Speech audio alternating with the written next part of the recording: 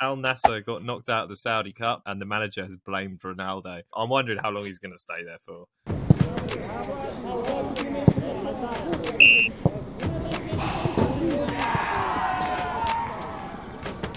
Welcome back to the Dugout, ladies and gentlemen. It is the end of January, my favourite month of the year. Luke, how are you, mate? Yeah, I'm very well, actually. I've had a coffee, so I'm raring to go.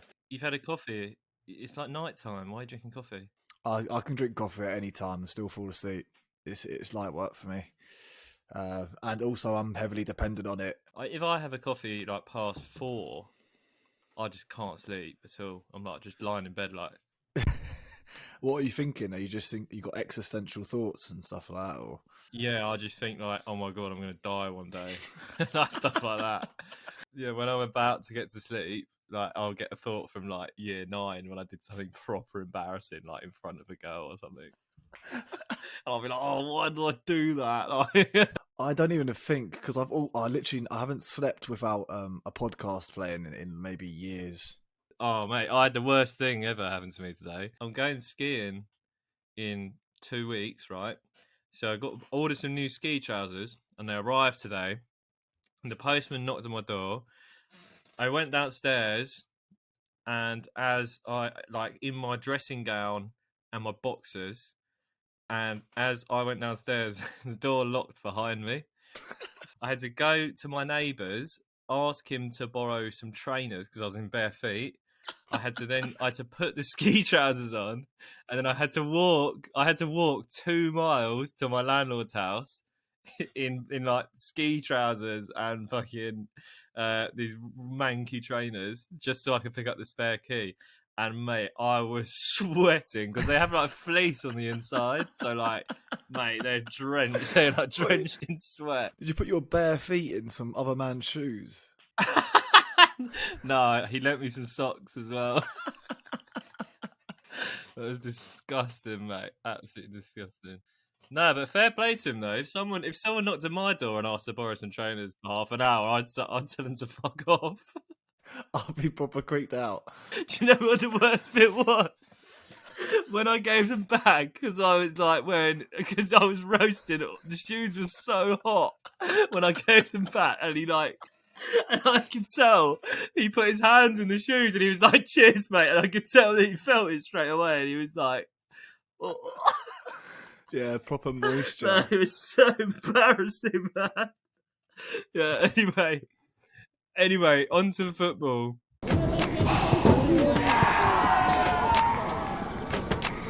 We got a few bits to cover this week. We're going to start this week with our top football stories, and then we're going to go into a few fun bits as well. So, top football stories this week, we've got Ronaldo's tough start to life in Saudi Arabia. Al Nassr got knocked out of the Saudi Cup, and the manager has blamed Ronaldo.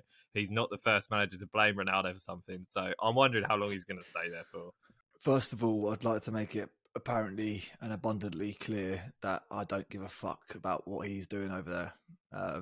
However, I will comment on the story and say that it's only a matter of time because he's going to get blamed for stuff because he's not that good anymore.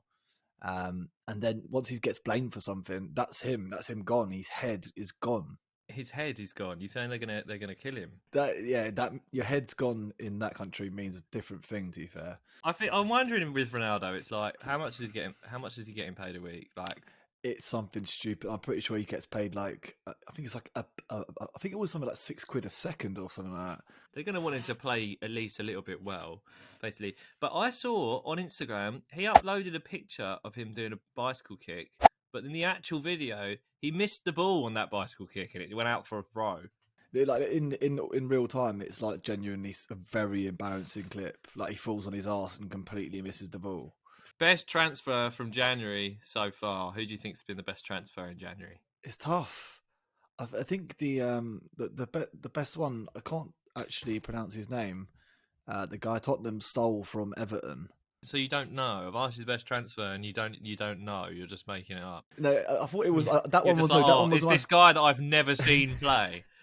Yeah, Danjuma, that was it. But no, I just liked it because you don't even know his bloody name, and you're saying he's the best signing. No, because I like it. No, I like it because Everton had him locked up, and he was like, it was literally here we go. He done the medical, and then he fucked off because he just didn't want to be there. I like it just because of the drama behind it. I don't actually know if he's like any good, but the best transfer have they decided? Do they know where Casiado is going from Brighton? It's Chelsea, isn't it? I thought it was Chelsea or Arsenal. Moise Casiado, wherever he ends up, it will be fucking. I think that'll be a good signing because I've seen him play and I think he's class. Mudryk to Chelsea, that looks like a good one. Again, I haven't seen him play. However, from the brief bit I did see against Liverpool, he looked good. I'm not gonna lie. I don't really think I know any transfers that have happened. I don't really keep up with transfer news. Like honestly, I'll just see them playing one day and be like, oh, he plays for him now. Oh, that's great. Yeah, nice. Cancelo's gone to Bayern Munich. That one's like Bayern are winning there. Like they've won. They've won a great player, even if it's just for 6 months or whatever. Okay, so you think you're going to have that as yours? I'm going to say, has Anthony Gordon left? Yeah, he's gone. Has he left confirmed. Yet? Yeah, that's a great signing. That's my. I think he's class. He's been slagged off recently just because Everton have been shit, but he's unbelievable. I don't know. So my thing with Anthony Gordon, and everyone's going to put in the comments like, "Oh, you don't know ball," and it might be true. I don't know because with him, all he did last year was try really hard when no one else was trying. So, like, does trying hard mean you're a good player? No, but like the start of the season, he was playing really well. I don't know. Every goal I've seen him score, he can't. He like it's sort of deflected in or whatever. I'm sure that Newcastle know their shit and they're buying a good player, but I just don't think he has proven to me that he's a great player. He'll get 10 goals. He'll get 10 goals for Newcastle by the end of the season. I bet you a tenner. No way. He's not getting pushing Almer on out of the team, mate. Little Miggy. Kell Brook, the boxer that was filmed doing coke in his house. Who cares? Literally, I don't even care when he's boxing, mate. No, it's one of those things where it's like, when someone gets done for like drugs, and it's like you find out it's weed or cocaine, it's like, who fucking cares? Like, you do not improve your ability by doing gear. Yeah, it's a performance debilitating drug. He, I think the thing is, he's not selling it, is he? So who's bothered? So I don't know how to pronounce this. The French team, Reims, I don't know. Anyway, their manager learned how to manage from Football Manager. He's unbeaten in 11 games, but the club gets fined 22 grand every game that he manages because he hasn't got his license. I need to know more about this guy because, like, what experience? He must have some experience. He can't just have it all in Football Manager. But the guy is really young. I need to know how he got the job. Like, do you reckon they were like, "Oh yeah, by the way, yeah, all checks out, mate. Before we hire you, do you have your license?" And he's like, "Oh yeah, sweet." And they're like, "Yeah, you're hired." And then he just gets fined. Yeah, and I had to Google him earlier because when I saw him, obviously really white face, ginger hair. His name's Will Still. I just assumed he was from Surrey or something like that. His name's what? William Still from Belgium. But yeah, like if you look at him, he just looks like Dave Kitson or something. They drew against PSG this weekend, and apparently it was a bit of a masterclass. He was like able to stop Messi and Mbappe and all them. Why haven't they just made him get a license? Does it cost loads of money? It can't be costing more than 22k. No, but I'm assuming he's doing it. You know what I mean? Like, otherwise they'd just get rid of him. Like, I've never actually played like Football Manager to the like proper intense levels, but how much does it teach you? Like, how in depth is Football Manager? Does it go proper into it? Can you do training and stuff like that? Yeah, it's like I had a Football Manager 2008. I had on my laptop. And I had 5 days playing time on one of them. I'm not going anywhere near it. I've never been so addicted to a game. I had to snap the disc because it was like I had 5 days playing time on a game. I was like, what am I doing? Moving on from the news stories. This one we've got on our first section of the week that we've been tasked with. Our first task is to name our top 3 players that are destined to play for Everton. Not going to beat around the bush. Everton right now are a bit fucked. They've gone from intense, hard to play against team, challenging for European spots, to relegation scraps for the last 2 years, and they've sort of got this reputation now of being a bit of a graveyard for players. Think like Dele Alli, Donny van de Beek, Iwobi, Salomon Rondon. So we're just going to pick our 3 players that we think are destined to play for Everton at some point. I just went for 3 different routes. I went for someone who just makes sense. 1, because of Sean Dyche, and number 3, it's just because I see them making this move in this transfer window before it closes. First one, this is the one that just makes sense. It's Jesse Lingard. They're the only club dumb enough to pay his wages, and it just seems like it's the next move for him. You know what I mean? It's the next move for Jesse Lingard. Second one, it's Sean Dyche getting the band together. He's already got Tarkowski and McNeil, so why not get Jack Cork as well? Another player who'd be handy in the Championship as well, and add very little in the Premier League. And then the last one, which I see happening this time, is they're just going to get whoever's the top goal scorer in the Turkish league. I understand why you've picked them, and I could actually see them all playing for Everton. Lingard, I'm not actually too sure about. I think even Everton know that. Come on, my top 3 players I could imagine playing for Everton would be, and there is an extremely strong theme running through this. Is it that they're shit? No, they're not shit. They're of a level which is no man's land between. Yeah, you sometimes being really good and then just not for a very long time. So my first player that I can imagine playing for Everton is Scott McTominay.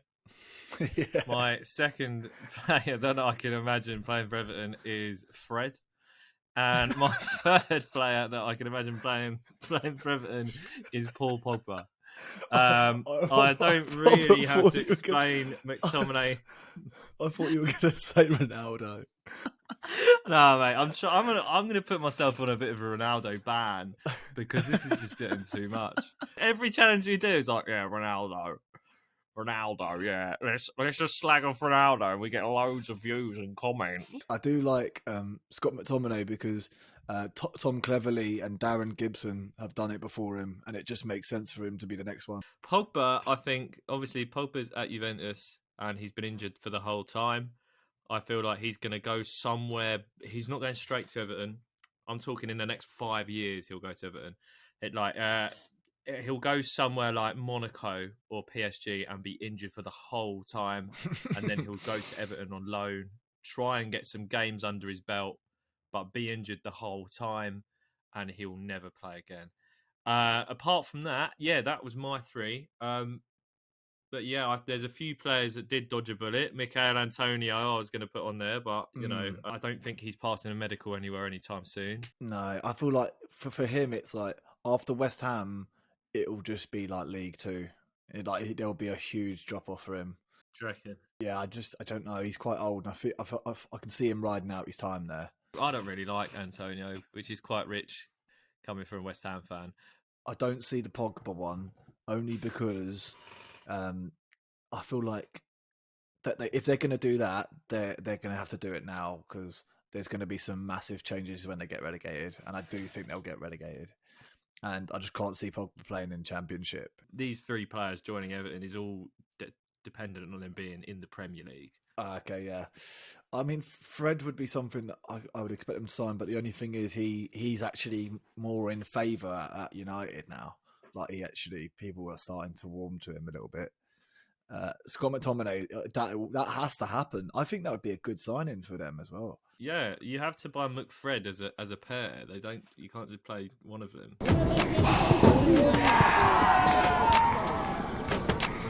Right, so moving on to the next section, next little challenge we got this week. It's quite an interesting one. We got Sky versus BT pundit brawl. Basically, what we're doing today, which I'm looking forward to, is we're going to pick 3 presenters. One presenter each and 2 pundits, and they're just basically going to have a scrap, and we got to think who's going to who's going to win each one. Whichever broadcaster wins gets all the big games, and the others are stuck with Wolves Everton, I guess. So Luke, you're representing Sky. I'm doing BT. I'm basing this on the fact that when I say hard, I mean mentally hard, because I could have easily picked Micah Richards for this, and he would eat everyone alive, but I just don't see him as a hard man. Like he's not hard. So I struggled with this one because all I could think of was Dave Jones and Kelly Cates at first, and I wouldn't say either of them are particularly hard.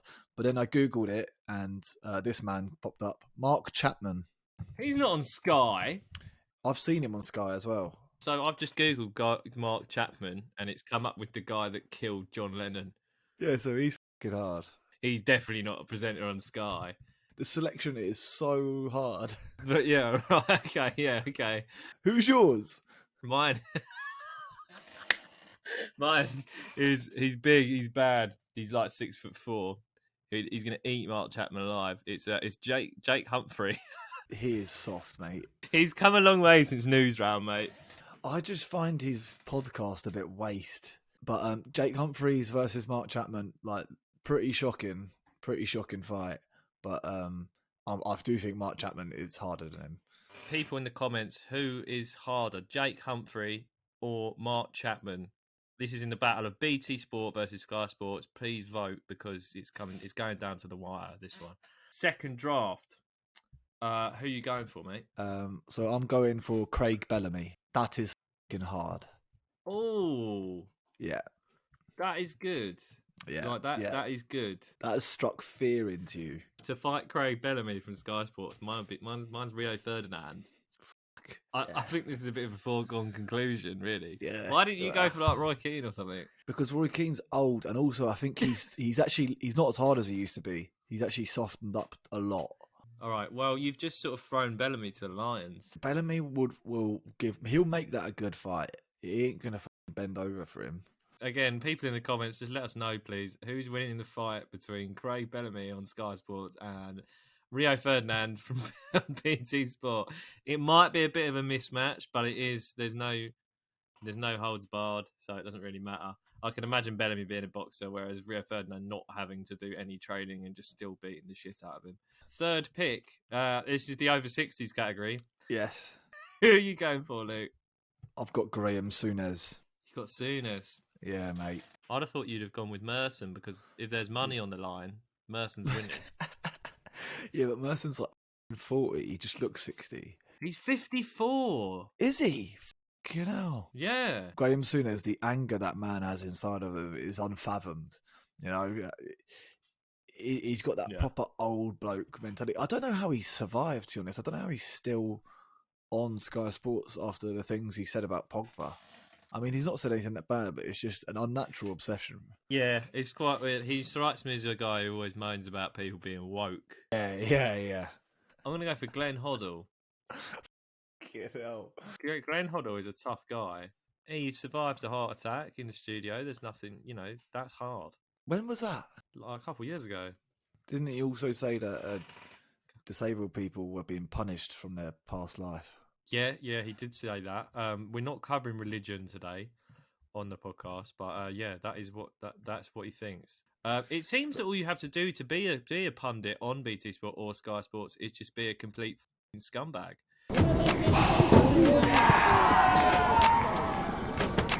Okay, Luke, so we've got part 4 this week, mate. We've got the Who Knows Ball draft. I don't know if you're familiar with American sports and sort of how uncompetitive they are, but for some reason in their world, they don't really have transfers. They just pick people. I quite like it. We're going to do it this week, and we're going to do it with players that begin with A. You said you like it, the whole draft system. Do you think it would work in the Premier League? No, it's too late. The transfer system is so fucking big and out of proportion now that it could never work. But I'd love it. Just for the youth, like the really young kids. But then I don't know, it defeats the purpose of like having a youth academy and stuff, doesn't it? It would be good though to see, like, it might mean a few different teams would win the league because, like, say like Burnley got first pick and they just picked like De Bruyne or something. That'd be good. Yeah. All right, so you go first, mate. Picking players that start with the letter A to go in your team. This is going to be a five-a-side team. It's not like an obvious first pick, I'd say. So I'm going to go for prime Xavi Alonso. Right. I saw Xabi Alonso on the list, and I thought he's probably the least suited player to five-a-side that I could possibly think of. Fuck off. Passing. Long passing is only real strength. When you're on a five-a-side pitch, it doesn't really make a difference. He's quite slow. He's just not that powerful. So my first pick, I'm really happy you picked him. Actually, he wasn't even on my shortlist. My first pick is Adriano. Okay, yeah. Was he even on your list? No, not on my list. Didn't think of him. So you haven't done the research now, and it's coming back to bite you because you're getting battered. I can beat you. Adriano, shot power, yes. Stamina, no. Mate, that's the only thing anyone says about Adriano. Whenever you talk about it, they're like, oh yeah, shot power 99. It's not even real. It's not a real thing. He did have a cannon, especially on Pez. So I'm going to go number 2. I'm going to go for Aguero. He's someone who can get a yard and then finish. That's five-a-side. Get a yard, get half a yard, finish. So why did you pick Xavi Alonso then? Because he's going to be supplying my striker, mate. He's going to be passing the ball. Your game plan's f***ed. Like he's like you that's awful. You just contradicted yourself by the second player. Okay, so Aguero was on my list of choices, but I'll go for my second choice. I'm going to go for Prison FC's newest signing, Dani Alves. Good to have an attacking defender in there as well. Yeah, definitely don't rate what he's been doing. Allegedly. Yeah, in his prime, unreal player. I do need a defender, but I just want more goals. So I'm going to go for Nicolas Anelka, prime, obviously. Let's just imagine that all the players are in their prime. You don't have to say prime every time. My third pick. When I get a bit technical, I'm going for Andre Arshavin. Prime, of course. Yeah, of course. Yeah, when he scored 4 against Liverpool. Terrible pick. Why is that a terrible pick? Just an average player. Like you may as well have got like Arnautovic or Shola Amiobi. I do have Jose Altidore on my list. Yeah, I've got Victor and Ichibi. I need a defender, so I'm going to go for David Alaba. Nah, you're all over the place, mate. You're a mess. Your team's a mess, mate. Nah, mate. Look at my team. It's fucking mad. I'm looking at it right now. Alaba in defence, Xabi Alonso, Anelka, Aguero. Look, I've only got a few people left on my list, so I'm going to go for Marc Albrighton because I think it'd be class to have him on the pitch of like Adriano. What is he going to be doing? Whipping crosses in? Yeah, he's gonna get tight to the wing, mate, and just like hit the touchline, get some chalk on his boots, and just whip balls into Adriano, mate. That's the game plan. You think Xabi Alonso's going to catch him? No way. I kind of thought as well you were going to pick Dele Alli. I don't know why. You never know, mate. I've still got a pick left. Still got a goalkeeper. Right, who's your fifth pick, Luke? It's the greatest goalkeeper on earth. It's Alisson. So keepers are quite hard to come by in this. It is a draft as well. I'm just wondering, like, what you'd have done if why didn't you pick Alisson first? Because I knew you wouldn't. I haven't picked a keeper at all. My last pick is Adebayor. Oh no, that's fine. You can just do like switch goalkeeper, just like stick Albrighton in goal for a bit. I don't want a keeper. The five-a-side's always better when you just switch in the keepers round. Everyone gets a go. Yeah, but trust me, when you play a team at five-a-side and they've got a sick goalkeeper, you're fucked. Guys, let us know who do you think is going to win this five-a-side match, Battle of the A's. So I've gone for a highly attacking team with no keeper, lots of flair, lots of power, and Marc Albrighton. So we've got Adriano, Dani Alves, Andre Arshavin, Marc Albrighton, and Emmanuel Adebayor in my team. And Luke, your team is? Yeah, so I haven't got Adebayor in goal. I have Alisson, Alaba, Xavi Alonso, Nicolas Anelka, and Kun Aguero. It's going to be a good match, that's for sure. So vote, give us a vote in the comments. Who do you think is going to win, me or Luke? Luke, any shout outs for players that didn't make it? Yeah, so Shola and Sammy Amiobi, Dele Alli, Victor Anichebe, and Fabio Aurelio. Also Che Adams, sorry. Couple of mine. Jose Altidore, Tyler Adams, Charlie Austin didn't make it. Alderweireld wasn't there either. Jeremy Aliadier. We could have had Aubameyang as well. I just don't want him anywhere near my squad. Like, what am I going to do? Like, have him run in behind the lines in 5-a-side?